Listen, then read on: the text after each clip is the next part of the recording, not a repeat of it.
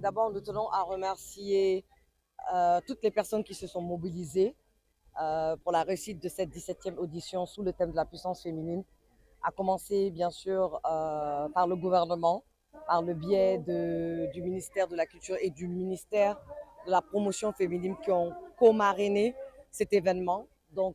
Et nous tenons particulièrement à remercier Madame la ministre Charlotte Daffé qui n'a ménagé aucun effort à la réussite de cette édition qui était non seulement la co-marraine, mais aussi la première icône de cette émission.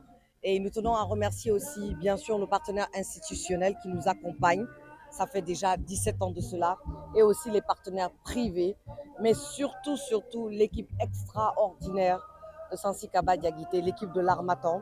À mes côtés ici, c'est le délégué général des 72 heures du livre. Je sais qu'on parle tous de la 17e édition de la puissance féminine, mais il y a eu quand même 16 éditions avant cette 17e. Et c'est grâce au travail abattu par cette équipe et par le fondateur, Sansi Diaguité Kaba. Et j'espère vraiment, l'objectif de cette émission, c'était de fédérer les femmes, c'était de leur rendre la gloire qu'elles méritent, parce que les femmes ont toujours contribué au développement et à l'émancipation de ce pays. De l'indépendance jusqu'à aujourd'hui, les femmes ont participé à écrire l'histoire de ce pays et continuent à le faire jusqu'au jour d'aujourd'hui. Et c'est important de les vulgariser, de les valoriser, de les mettre en avant afin qu'elles servent de repère à toute cette jeunesse qui, au lieu d'aller chercher des repères ailleurs, doit s'imprégner de l'histoire des héroïnes et des icônes de ce pays afin d'essayer d'être comme eux demain.